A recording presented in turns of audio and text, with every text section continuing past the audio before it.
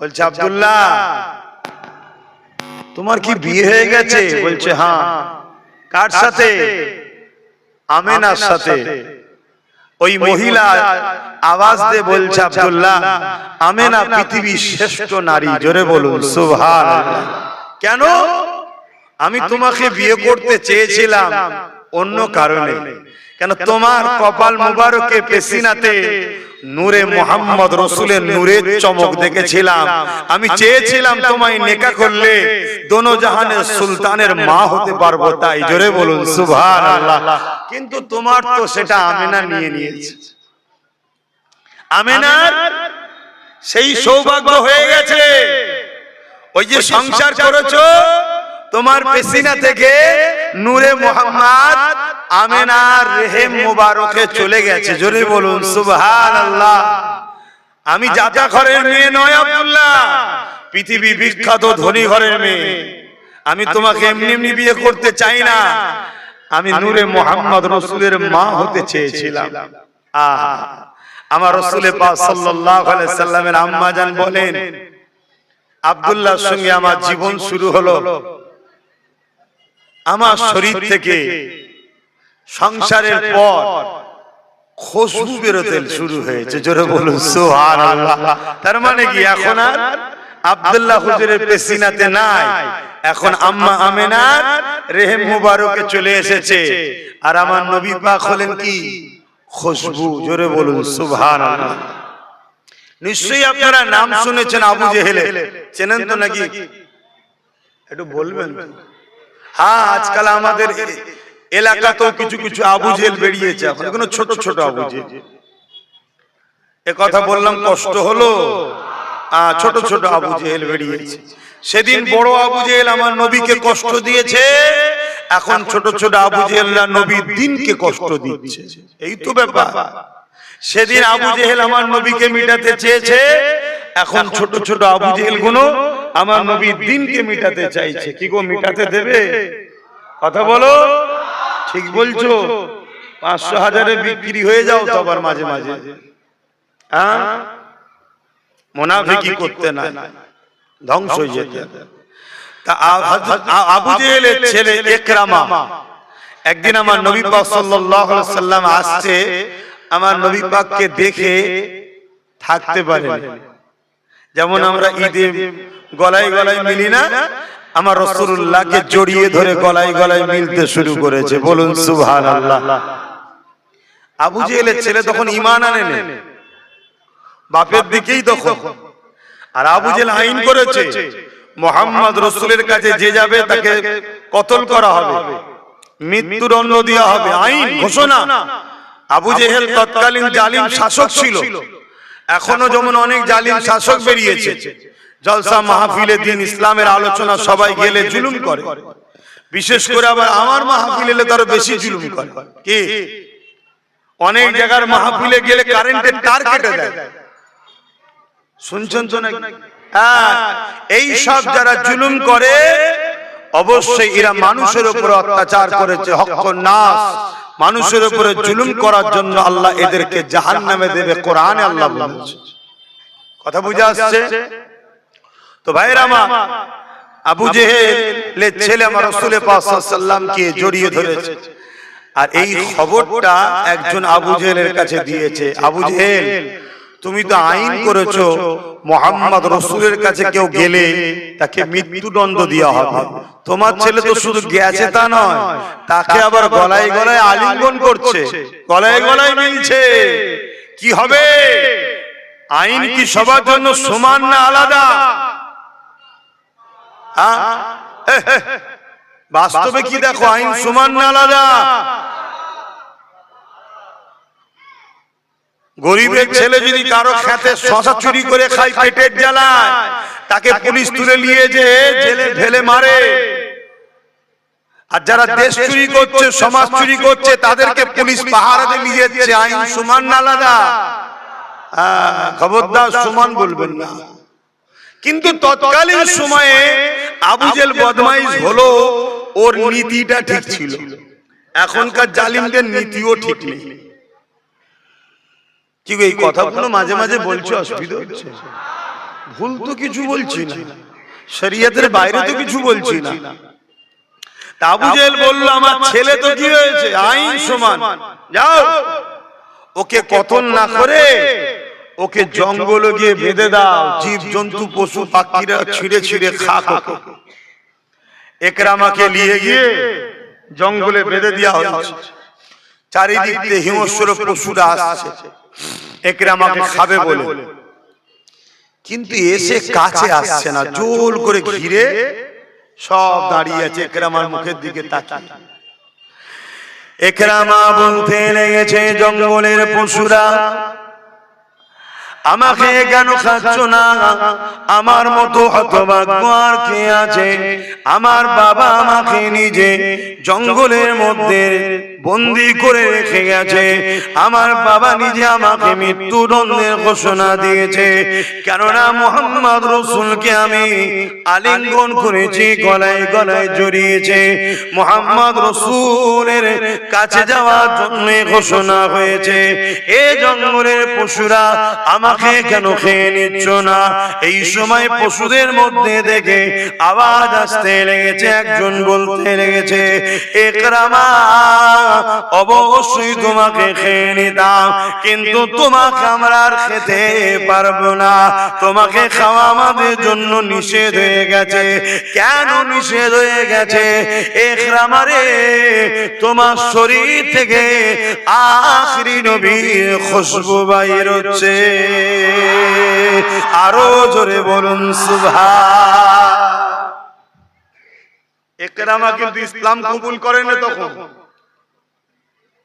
সে তখন কিন্তু অমুসলিম ছিল, গায়ের ইসলাম ছিল। তারপরও জঙ্গলের পশুরা তাকে খাচ্ছে না কেন? হুজুরকে জড়িয়েছে, হুজুরের শরীরে শরীর লেগেছে, তার খুশবু, হুজুরের খুশবু তার গা থেকে বাহির হচ্ছে। খুব ভালো করে বুঝবেন, আমরা বেঈমান নয়, আমরা নবীর উপরে ঈমান এনেছি, আমরা ইসলাম ধর্মের অনুসারী। আমাদের এখানে যদি হুজুরকে রাখতে পারি, কিয়ামতের দিন জাহান্নামও আমাদের পোড়াবে না। জোরে বলুন সুবহানাল্লাহ। এবার এই কথাটা বললে কেউ যদি বলে উনি কি সার্টিফিকেট নিয়ে বসে আছে নাকি, তুই কপাল ফাটা জাহান্নামে যেতে চাস, জেগে যা, আমরা নবীর গোলাম, ইনশাআল্লাহ জান্নাতেই যাব। বলুন না ইনশাআল্লাহ। এই আশা করতে আল্লাহ নিষেধ করেছে না? আল্লাহ বলেছে দেবো না। আল্লাহ বলেছে দুই শ্রেণীর মানুষের মাপ নাই, দুই শ্রেণীর মানুষের মাপ নাই। এক যে হক নাশ করে, বান্দার হকের উপরে যা আদায় যে করেনি, বান্দার উপরে জুলুম করেছে, বান্দার উপরে অত্যাচার করেছে। আর এক শ্রেণী হলো যে শিরক করে। শুনছেন?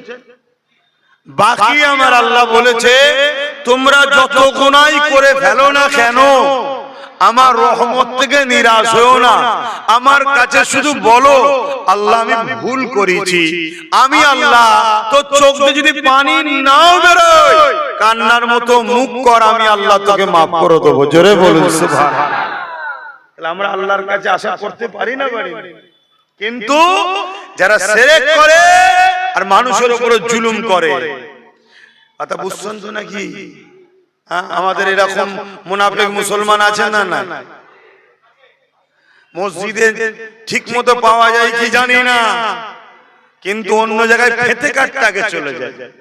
এরকম আছে না? না, আরে বলুন আছে না? না, নবী দিবসের র্যালিতে পাওয়া যায় কি জানি না, কিন্তু অন্য ধর্মের র্যালিতে প্রথম কাতারে আবার। এরকম মুনাফিক মুসলমান আছে না? না, এরা শিরক করছে, এদের জন্য মাপ নাই, এদের ঠিকানা জাহান্নামের নিকৃষ্ট জায়গা। কেন? এরা মুনাফিক, এরা মুসলিম সেজে উম্মাহকে ধোঁকা দিচ্ছে। দ্বিতীয় নম্বর কথা, যারা জুলুম করে, এরকম মুসলমান আছে না? নাই। গরিবের হক মেরে খায়, গরিবের লোটে, মুসলমানদের মিথ্যা মিথ্যা কেস দেয়, এমন মুসলমান আছে না? নাই। এগুলো হলো জালিম, এটা হক্কুন নাস। আল্লাহ বলেছে যার উপরে জুলুম করেছো সে যতক্ষণ না মাফ করছে আমি আল্লাহ মাফ করব না। আল্লাহ পাক আমার নবী পাককে খুশবু বানিয়েছে ইকরাম আমার রাসূলুল্লাহকে জড়িয়ে ধরার জন্য জঙ্গলের বাঘগুলো আমার রাসূলুল্লাহর খুশবুটা শরীরে বেরোনোর জন্য জঙ্গলে পশুগুলো ইকরামকে খেলো না। এ যুবকেরা তরুণীরা বাপেরা আম্মা আমিনা বলতে লেগেছে আমার শরীরে খুশবু বেরোতে লেগেছে। এই খুশবু এত বেরোতে লেগেছে পুরো মক্কা চারিদিকে আলোচনা শুরু হয়ে গেছে। গলিতে গলিতে সর্ব জায়গায় আলোচনা হতে লেগেছে আমিনা এ আতর মাখে তো মাখে কোথা থেকে আতর পায়, এ খুশবু কোথা থেকে পায়, এ খুশবু তো মক্কার কোন জায়গায় পায় না।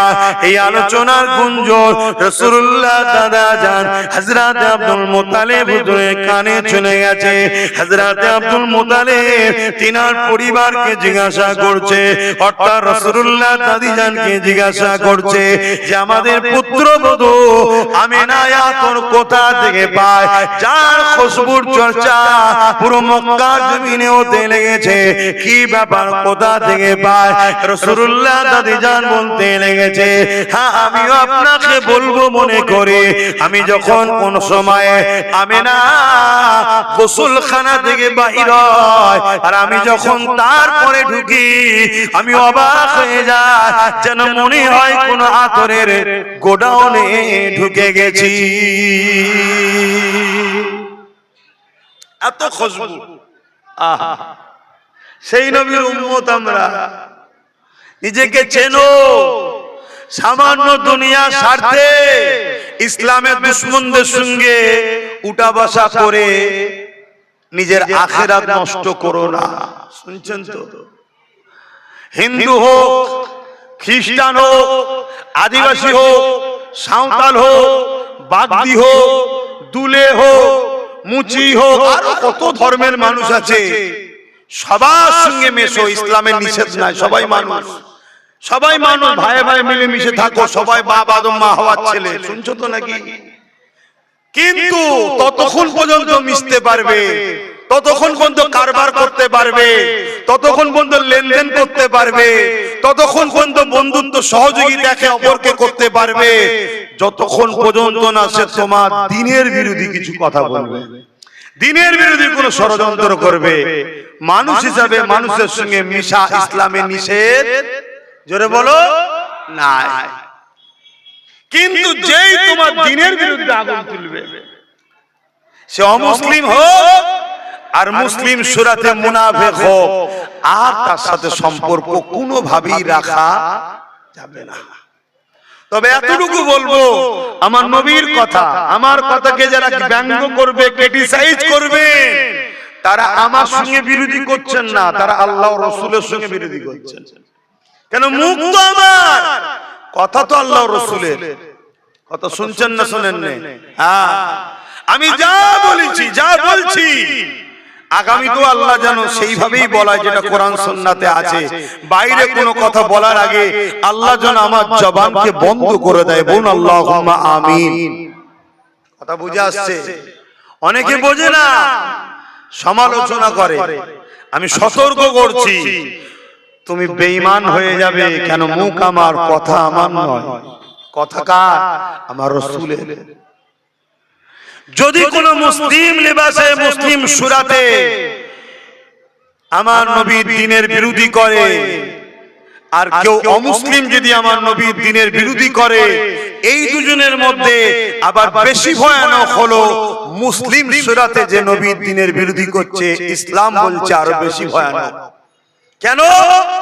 ওকে তো লোক চেনে, ওকে তো লোক চেনে, আর এ কিন্তু ধর্মের সেন্টিমেন্ট নেবে। আরে আমি মুসলমান তো। অনেকে বলছে না যে মুসলমানকে কাফের বলছে কেন? আচ্ছা, মুসলমানকে কাফের বলা যায়?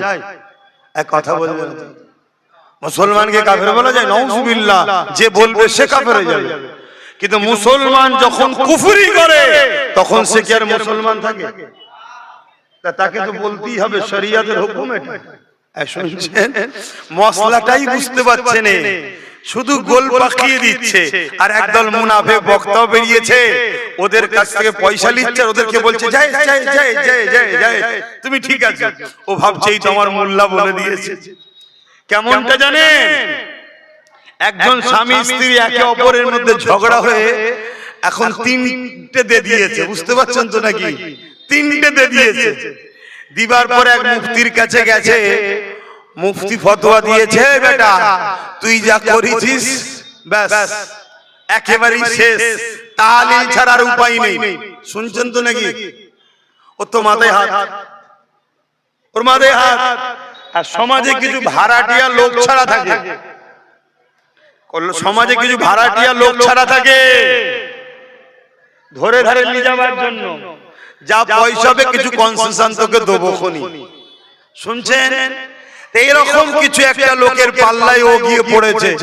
এত টেনশন কিসের না, সব রাগের মাথায় সর্বনাশ করে বলেছি। কি করেছিস না, আমি 3 বার দিয়ে দিয়েছি। অমুক এলাকার মুফতির কাছে গিয়েছিলাম, মুফতি বলছে শেষ, আর কিছু করার নেই। বুঝতে পারছেন তো নাকি? এ বলছে অত চিন্তা করছিস কেন, আমাদেরও একটা মুফতি আছে, আমাদেরও একটা মুফতি আছে,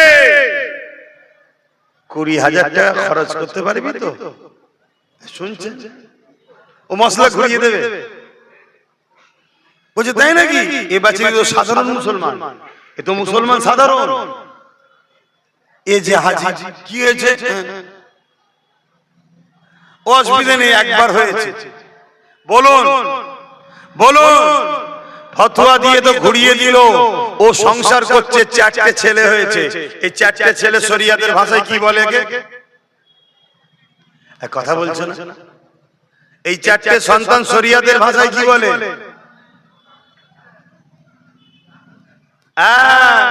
এখন বলুন, এই সন্তান আবার যদি বড় হলে নেতা হয়, এর দ্বারা মসজিদ মাদ্রাসা ইসলাম বাঁচবে? কিন্তু মুসলমানের ছেলে তো না, সমস্যাটা অন্য জায়গায় হয়ে গেছে। কিছু বুঝাতে পারছি? এইভাবে ইসলাম বিদ্বেষীরা, ইসলামের দুশমনেরা বড় প্ল্যান মাফিক আমার ধর্মের ঘরে এরকম দ্বারা আস্তে আস্তে বীজ রোপণ করে দিচ্ছে। তাই বলবো, শরিয়াতকে বোঝো। আল্লাহর আইনের বিরুদ্ধে কেউ যদি টক্কর দেয়, বিরোধী করে, সঙ্গে সঙ্গে সে কুফরি করলো। কুফরি যে করে তাকে শরিয়াত বলছে, সে কাফের হয়ে যায়। আসেন বাবেরা, নওজওয়ানেরা, আমার রাসূলে পাকে দাদি জান, আমার রাসূলে পাকের আম্মা জানকে ডাক দিলেন, এ আমেনা মা এদিকে আসো মা। রাসূলুল্লাহ দাদু জানো রয়েছে, নবী পাকের দাদি জানো রয়েছে। আম্মা আমেনাকে জিজ্ঞাসা করতে লেগেছে, ও আমেনা, সব জায়গায় একটাই চর্চা চলছে, তুমি আতর কোথা থেকে পাও মাগো? আম্মা আমেনা মুখে থুতু জমিনে ফেললে, সঙ্গে সঙ্গে থুতু থেকে আতরের শিশি ডিব্বা খুললে যেভাবে খুশবু বাইর হয়, ওর মধ্যে থেকে খুশবু বাইর হতে লেগেছে থুতু মোবারক থেকে। ওই সময় আম্মা আমেনা বলতে লেগেছে, আমার আব্বা আম্মা, এ আতর আমেনার নয়। কেন? আমেনা কোনো আতর মাখে না। এ আতর হলো যিনি আমার পবিত্র মোবারকে রয়েছে, এটা হলো তিনার খুশবু। আরো জোরে বলুন সুবহান।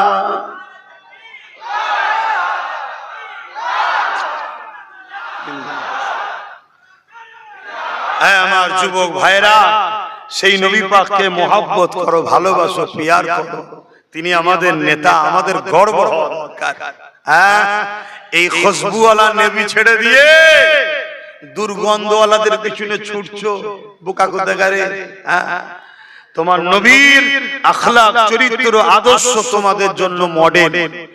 আল্লাহ পাক কোরআনের মধ্যে বলে দিলেন, লাকাদ কানা লাকুম ফি রাসূলিল্লাহি উসওয়াতুন হাসানাহ। হে দুনিয়া মানুষেরা, আমি আল্লাহ পাক আমার হাবিবকে তোমাদের জন্য মডেল করে পাঠিয়েছি।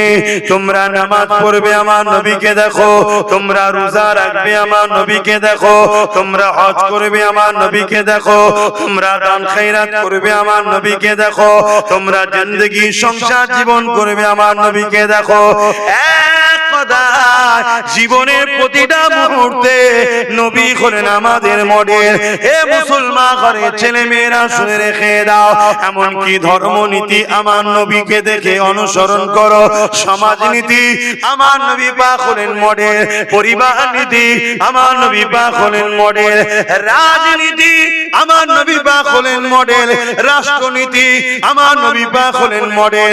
তোমার জিন্দেগিতে অন্য কাউকে অনুসরণ করা যাবে না, অন্য কাউকে ইত্তেবা করা যাবে না। তুমি পৃথিবীর যেখানেই থাকো না কেন, তোমার জন্য আল্লাহ একমাত্র মডেল করেছে মুহাম্মদ রাসূলুল্লাহকে।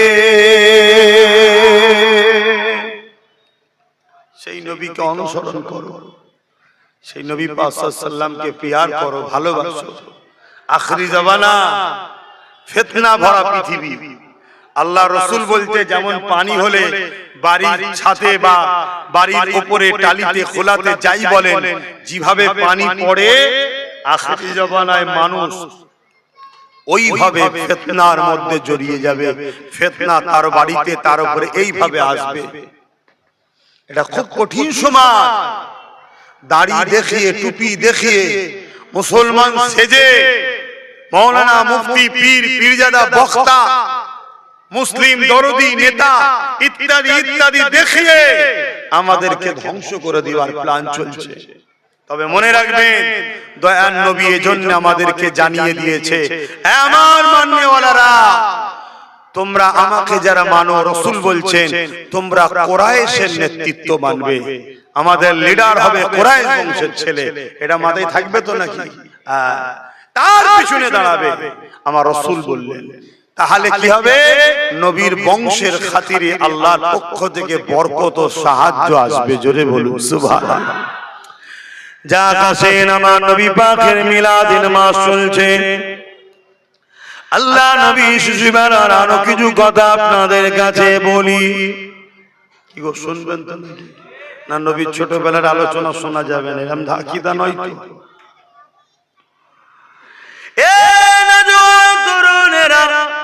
আল্লাহ পাক আমার নবী পাককে কত নিয়ামত করেছেন।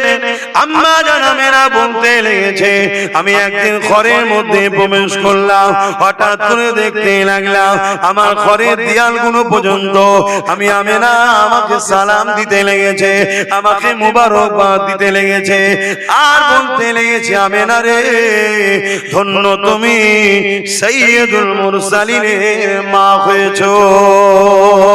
আম্মা আমেনা বলতে লেগেছে, আমি বড় আনন্দে দিন কাটাতে লাগলাম, আমি বড় আশ্চর্য অবাক হতে লাগলাম। এক রাত্রিরে এক এক নবী আলাইহিস সালাম আমার খবরের মধ্যে আসতে লেগেছে, আমাকে এমন করে মোবারকবাদ দিতে লেগেছে, এ আমেনা তোমাকে আল্লাহ বড় ধন্য করেছে, দনজানের সুলতানের মা বানিয়েছে। আম্মা জান আমেনারও বলতে লেগেছে, আমি যখন রাস্তা দিয়ে যেতে লেগেছে, আমি অবাক হয়ে দেখতে লাগলাম পাথরের বালিকোনা গুলো, এমন করে পাথরগুলো আমি আমেনা আমাকে সালাম মুবারকবাদ দিতে লেগেছে। গাছগুলো ঝুঁকে গিয়ে আমি আমেনা আমাকে ইস্তেকবাল করে আমাকে সালাম দিতে লেগেছে। এমনকি আমি আমেনা আমি কুয়াতে যখন পানি পানতে গেলাম, কুয়ার পানি রশিদে তুলতে হতো, বড় কষ্ট হতো, বড় ব্যথা লাগতো, বড় যন্ত্রণা হতো, বড় কষ্ট হতো।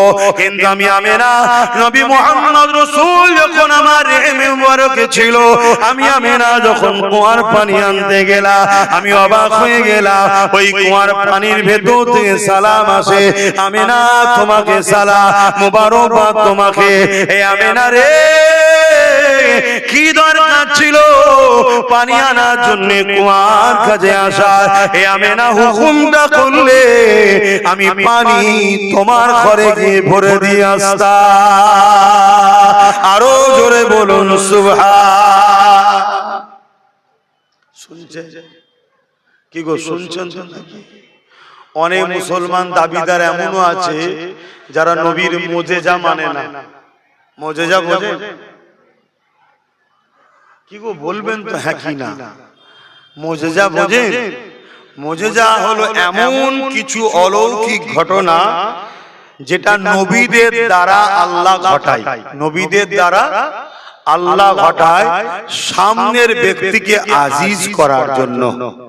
একে বলা হয় মুজিজা। আর ওলিদের দ্বারা এমন কিছু অলৌকিক ঘটনা ঘটায় আল্লাহ, যেটাকে বলা হয় কারামত। মনে থাকবে, মুজিজা হক, কারামত হক। অস্বীকারী ইসলাম থেকে বেরিয়ে যাবে। শুনছে? তাহলে আম্মা আমেনা হুজুরকে পানি থেকে আওয়াজ আসছে, আমেনা হুকুম করলে ঘরে গিয়ে ভরে দিয়ে আসতাম পাত্র। জোরে বলুন সুবহানাল্লাহ। এটাই কি আশ্চর্য হচ্ছে? একটু হ্যাঁ কি না বলেন? আশ্চর্য হচ্ছে। তাহলে এর বিষয় আর একটা দলিল আপনাদের দিয়ে যায়। আমার নবী পাক সাল্লাল্লাহু আলাইহি সাল্লাম 40 বছর বয়সে নবুয়তের এলান করলেন। নবী 40 বছর বয়সে নবী হয়েছে এমনটা নয়। নবী তো তখন নবী ছিল যখন কোনো কিছুই আল্লাহ বানায়নি। জোরে বলুন সুবহানাল্লাহ। কেউ যদি বলে 40 বছর বয়সে নবুয়ত পেয়েছে, নবী হয়েছে, অবশ্যই সে গোস্তাখে রাসূল ইসলাম থেকে বেরিয়ে যাবে। শুনছেন? এগুলোই তো আকীদা, এগুলোই জানতে হবে। কেন আল্লাহ নবী বলেছে 72 দল জাহান্নামে যাবে। তাদের মসজিদও থাকবে, নামাজও থাকবে, তাদের মাদ্রাসাও থাকবে, শিক্ষাও থাকবে, তাদের রোজাও থাকবে, হজও থাকবে, দান খায়রা সবই থাকবে। রাসূল বলছে তারপরও তারা জাহান্নামে যাবে। শুনছেন? অনেকে তো এমনও বলে ফেলছে, আমার বিরোধী করতে গিয়ে অনেকে এমনও বলে ফেলছে কে জান্নাতে কে জাহান্নামে যাবে আল্লাহ ছাড়া কেউ জানে না। বলছে নবীও নাকি জানেন। মানে আমার বিরোধী করতে গিয়ে ও নিজে বেঈমান, জাহান্নামের টিকিট কাটছে, হুঁশই নাই। তোর আমাকে পছন্দ হয় না, আমার উপরে রাগ হচ্ছে, আমার বিরোধী করছিস, আলাদা বিষয়। তুই একটু ভাষাটা বুঝে বল। কথা বুঝে আসছে না? না, খুব সাবধান। আর মনে রাখবেন, আব্বাস সিদ্দিকী নিজের জন্য প্রতিবাদ করে না। আমার বাপকে, মাকে, পরিবারকে, দাদুকে, ভাইদেরকে কত গালিগালাজ সমাজের একদল মুসলিম সুরাতে মুনাফিক নেতারা করছে না, করেনি। তাদের পক্ষ দিয়ে কোনোদিন প্রতিবাদ আমি করিনি। কিন্তু আবার রাসূলের দ্বীনের ব্যাপারে যদি কেউ আঘাত দেয়, তখন প্রতিবাদের দরকার আছে না নাই? তখন প্রতিবাদ করাটা হলো ফরজ, করতেই হবে। কথা মাথায় ঢুকছে? এই জায়গাটা মনে রাখবেন। তো ভাইরা আমার, তাহলে আমার রাসূল পাক সাল্লাল্লাহু আলাইহি সাল্লাম বলেন, আমার উম্মত দাবিদারদের মধ্যে 73টা দল হবে, 72 দল জাহান্নামে যাবে, একটা দল জান্নাতে যাবে। আল্লাহ নবী সাহাবা হুজুরদের বললেন 72 দলে নামাজ, রোজা, দাড়ি, টুপি, হজ, যাকাত, দান, খায়রাত সব থাকবে। এরপরও তারা জাহান্নামে যাবে। কেন? তাদের অন্তরে আল্লাহ নবীর হাইয়া, আদব, প্রেম, সম্মান থাকবে না। শুনছেন? এজন্য বলে যায় আমার নবী পাককে মহব্বত করেন। আল্লাহ নবী নবুয়তের ঘোষণা করে দিলেন, দুনিয়ার মানুষকে এলান করে দিলেন, আমি মুহাম্মদ আল্লাহর প্রিয় রাসূল। এই ঘোষণার পরেতে চারিদিকে আওয়াজটা পৌঁছে গেল। দলে দলে মানুষ আমার নবী পাকের হাতে হাত ধরলে ঈমানের কালেমা পড়তে লাগলে। আবার বিশ্ব জুড়ে আমার নবী পাকের বিরোধী হতে লাগলো। হে যুবকেরা, তরুণেরা, হে নবী পাকের গোলামেরা, এমন সময় একটা ব্যক্তি এসে অমুসলিম আমার নবীকে বলতে লাগলো, আপনি যে নবী বলছেন, আমাকে কিছু মুজিজা করে দেখান, কিছু দেখান। আল্লাহ নবী এমনি করে তাকালেন, তাকিয়ে দেখতে লাগলেন দূরে একটা বড় গাছ রয়েছে। এমনি পাহাড়ি এলাকা, মরুভূমি এলাকা, জঙ্গল, গাছপালা খুবই কম, দূরে দূরে দূরে দূরে থাকে। দূরে একটা বড় গাছ দাঁড়িয়ে আছে।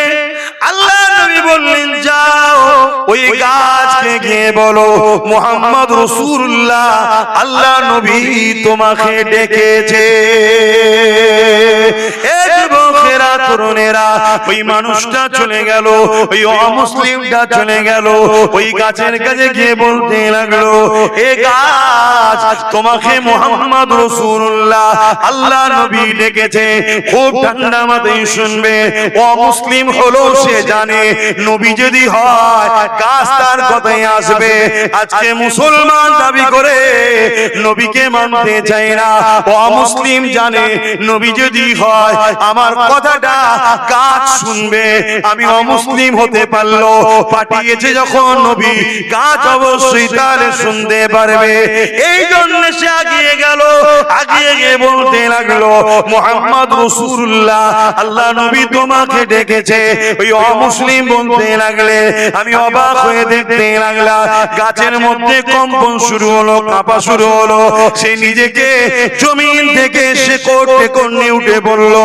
মানুষ যেভাবে হেঁটে হেঁটে যায় জমিনের উপরে খিসড়ে খিসড়ে খিসড়ে খিসড়ে ওই গাছটা এসে আল্লাহ নবীর কদমে পড়ে সিজদা করে।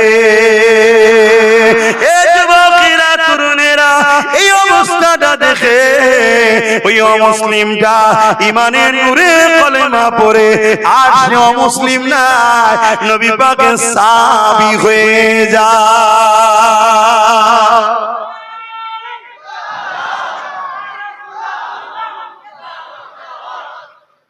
এখানে কয়েকটা কথা। একটা অমুসলিম,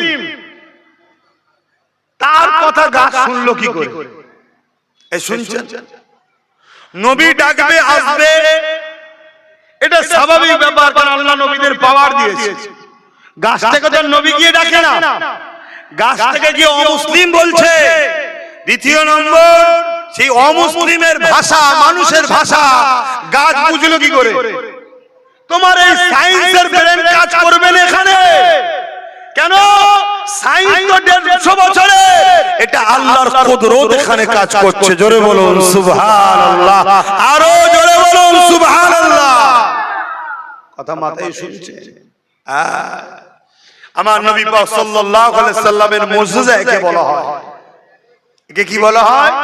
মুজিজা। আল্লাহ নবীর দ্বারা ঘটাচ্ছে। তাহলে বলুন, একটা অমুসলিম গাছকে ডাকছে, মুহাম্মদ রাসূলের দোহাই নবী ডেকেছে, তার কথা শুনে গাছ চলে আসছে। মুহাম্মদ রাসূলের আম্মা জান যদি বলে, এ পানি আসো, মুহাম্মদ রাসূলের মা বলছি সাইয়্যিদুল মুরসালিন আমার রেহেম মুবারকে আছে, পানি উঠাতে কষ্ট হবে, আনতে কষ্ট হবে, পানি আসবে না।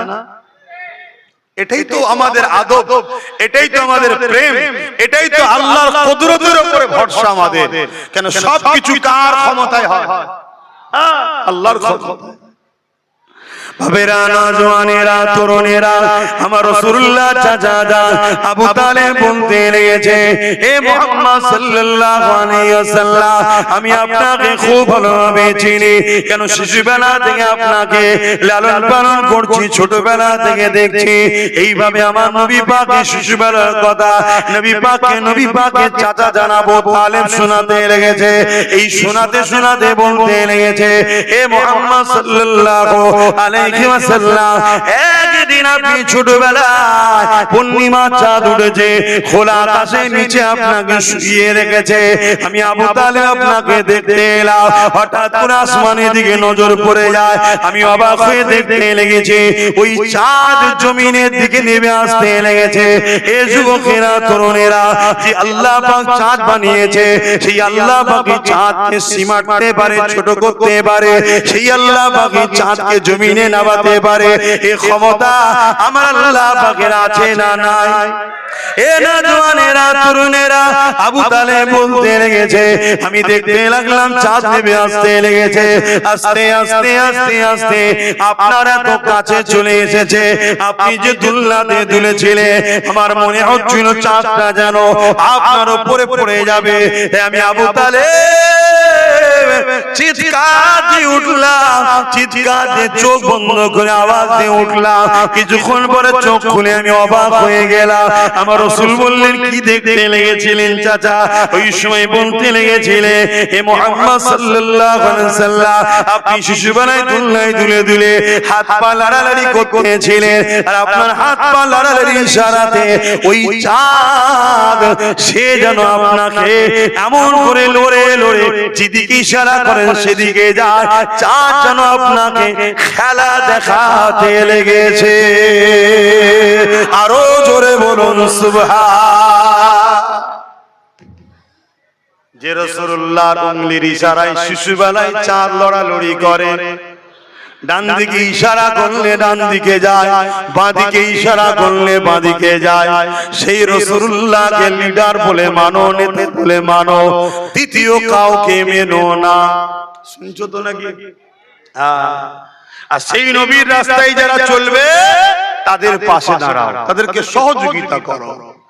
সে ধর্ম নেতা হোক আর রাজনেতা হোক, যারা আমার নবীর দ্বীনের পক্ষে নয় এবং বিরোধী করে, তাদের সঙ্গে কোনোভাবে সম্পর্ক, সে ধর্ম নেতা হোক আর রাজনেতা হোক, রাখা যাবে? আওয়াজ দিয়ে বলুন। আর যদি রাখো, কিয়ামতের দিন নবীর শাফাতের আশা করো না। কেন? তোমার গাফলতির জন্য আজকে তোমার নবীর দ্বীনের উপরে আঘাত দেওয়া হচ্ছে। তোমার গাফলতির জন্য আজকে মসজিদ মাদ্রাসাগুলোকে বুলডোজার দিয়ে ভাঙা হচ্ছে। পুরো দেশ জুড়ে চলছে। অন্যান্য রাজ্যে চলতো শুনতাম, আজ পশ্চিম বাংলাতেও মাদ্রাসা ভাঙা হচ্ছে, পশ্চিম বাংলাতেও মসজিদের উপর আঘাত দেওয়া হচ্ছে, পশ্চিম বাংলাতেও জুলুম অত্যাচার ইসলামের উপর শুরু হয়েছে। এইটা দোষ আমাদের, আমাদের দোষের কারণে আজকে এই সুযোগ সুবিধা, এই জুলুম অত্যাচার ইসলামের উপর হচ্ছে। অতএব কিয়ামতের দিন মুখ কিন্তু আল্লাহর কাছে দেখাতে হবে। কিয়ামতের দিনে কোন নবীরাও আল্লাহ পাকের কুদরতের সামনে কথা বলার ক্ষমতা রাখবে না। নবীরাও নফসি নফসি করবে কিয়ামতের দিনে। কানা মিকদারু 50000 সানাতিন, 50,000 বছর। আদম নবী থেকে ঈসা নবী পর্যন্ত সমস্ত নবীরাও নফসি নফসি নফসি নফসি নফসি, আমার কি হবে, আমার কি হবে, আমার কি হবে। শুনছো যুবক? দুনিয়াদারি করতে হবে, সংসার করতে হবে, কারবার করতে হবে, ব্যবসা করতে হবে, রাজনীতি করতে হবে, রাষ্ট্রনীতি করতে হবে, নিষেধ ইসলামে নয়। কিন্তু তোমার ব্যবসায় 2 নম্বরই যেন না হয়, তোমার কারবারে সুদ ঘুষ হারাম যেন না ঢুকে যায়, তোমার সংসার নীতিতে বেজাতি কালচার যেন না ঢুকে যায়, তোমার রাজনীতিতে ইসলামের দুশমন যেন শক্তিশালী না হয়ে যায়। এটা তোমাকে মাথায় রাখা দরকার আছে না না? এগুলো হুঁশ করে চলো। আমার ডিউটি আমার ভালোবাসার মানুষকে আমি বুঝাচ্ছি, শুনছেন তো নাকি? যে আমার ভালোবাসার মানুষ নয়, সে আমার কথা নেবে কি না নেবে তার ব্যাপার, কিন্তু আমার ভালোবাসার মানুষের উদ্দেশ্য করে আমি বলবো না যে ভাইরা আমার এদিকে যেও না জাহান্নাম, আব্বারা এদিকে যেও না জাহান্নাম, মায়েরা বোনেরা এজিদের দিকে যেও না জাহান্নাম, হোসাইনের দিকে থাকো, বলবো না? বলবো না? এজিদকে এজিদ একটা অত্যাচারী, স্বৈরাচারী, জালিম শাসকের নাম। আজকেও যদি কেউ এজিদ হয়, আমার মা, আমার বাপ, আমার বোনকে বলবো না যে জাননে ওদিকে জাহান্নাম আছে, ওদিকে জাননে, বলবো না? বলবো না? কিন্তু এই বলাতে আমার মা, আমার বাপ, আমার বোন, আমার ভাই যদি আমার কথা শুনে, আলহামদুলিল্লাহ, পরকালে একসাথে আল্লাহর দয়াতে নবীর শাফাআতে আমরা জান্নাতি হব ইনশাআল্লাহ। আর যদি কেউ না শুনে, সে জবাব দেবে কিন্তু আমার বাপকে, আমার মাকে, আমার বোনকে, আমার ভাইকে আমার বলার অধিকার আছে না? না। বাড়তি বাইরের লোকের তো নাক গলাবার প্রয়োজন নেই। এই প্রয়োজন আছে? হ্যাঁ, প্রয়োজন নেই। আর নাক যদি গলাম তাহলে এমন মেডিসিন দেবো, একবার দেবো সব জায়গায় হই হই হই হই হই হই হই হই হই। শুনছেন তো নাকি? আসেন, ফিরে আসেন আমার নবী পাকের শিশুবেলার খেয়ার কথা বলছিলাম। আমার নবী পাক সাল্লাল্লাহু আলাইহি ওয়াসাল্লামের আম্মা জান বলতে লেগেছে, আমার বাচ্চা যখন দুনিয়া জমিনে আগমন করে, এ দুনিয়ার মানুষেরা কারো ঘরে পুত্র সন্তান, কারো ঘরে কন্যা সন্তান হয়, আমি আমিনা অবাক হয়ে গেলাম। আল্লাহ পাক আমাকে একটা নূর সন্তান দিয়েছে, যার শরীর থেকে এত জ্যোতি, এত আলো বেরোতে লেগেছে, আমার ঘরটা আলোকিত হয়ে গেছে। আমি আমিনা শাম দেশের প্রাসাদ পর্যন্ত দেখতে পেয়েছি। আমাদের আমিনার বলতে লেগেছে, আমার বাচ্চা যখন আমাদের মুবারক থেকে দুনিয়ায় এসেছে, অন্য অন্য বাচ্চারা আসলে তারা নাপাক হয়ে থাকে, শরীরে নোংরা লেগে থাকে, কিন্তু আমার বাচ্চা শরীরে কোনো নাপাকি নোংরা ছিল না। আমার বাচ্চা শরীরে নূর চমকাতে লেগেছে। আমার বাচ্চাকে একটা পাক কাপড়ের উপরে রাখা হলো, রাখতে দেরি আমার বাচ্চা কাত হয়ে সিজদা দিতে দেরি করলো না। আমার বাচ্চা সিজদায় পড়ে গিয়ে আল্লাহর প্রশংসা করতে লাগলো। দীর্ঘক্ষণ সিজদা করার পরে মাথাটাকে তুলে নিয়ে শাহাদাত আগুলটা আসমানে দিয়ে ঘোরাতে লেগেছে। এই আগুল থেকে এত নূর বেরোচ্ছে, তামাম পৃথিবী আলোয় আলোকিত হয়ে গেল। এমন সময় আমি আমিনা আমার বাচ্চাকে কোলে তুলে নিলাম। গায়েবী একটা আওয়াজ এসে গেল, এই বাচ্চাকে জলদি করে গায়েব করো। আমি দেখতে লাগলাম কুয়াশা ঢুকতে লেগেছে, আমার ছাদ ফেটে গেল, কুয়াশা ঢুকতে লেগেছে, আমার ঘরটা অন্ধকার হয়ে গেল, আমার বাচ্চা গায়েব হয়ে গেল। আমি আমিনা বড় চিন্তিত হয়ে গেলাম। গায়েবী আওয়াজ এসে গেল, এ আমিনা চিন্তা করো না, এই বাচ্চাকে তামাম মখলুকাতকে ঘুরিয়ে ঘুরিয়ে দেখানো হচ্ছে। কারণ আমার নবীর অপেক্ষায় পুরো কায়নাত ছিল, জানেন তো নাকি? আদম নবী থেকে ঈসা নবী সব নবীরাই বলেছে মুহাম্মদ রাসূল আসবে, মুহাম্মদ রাসূল আসবে, মুহাম্মদ রাসূল আসবে। এই পুরো কায়নাত অপেক্ষায় আছে আমার হুজুরকে দেখবে বলে। শুনছেন? আল্লাহ পুরো কায়নাতকে ঘুরিয়ে দেখিয়ে দিল, আর এমন ভাবে চিনিয়েছে, আল্লাহ বলছে পরে যেন তারা না বলে যে বাচ্চাকে চিনি না। শুনছেন তো? সেই নবীকে পিয়ার করো। বারবার বলে যাচ্ছে আখিরি জামানা, দুদিনের দুনিয়া, দুনিয়ার পেট চালাতে গিয়ে জাহান্নামে আগুন না ঢুকাতে হয়, এটা মাথায় রেখো। দুনিয়ায় একটু আরাম আয়েশ করতে গিয়ে তুমি রাসূলের দ্বীনের দুশমন হয়ে জাহান্নামের খোরাক যেন না হয়ে যাও, এটা মাথায় রেখো।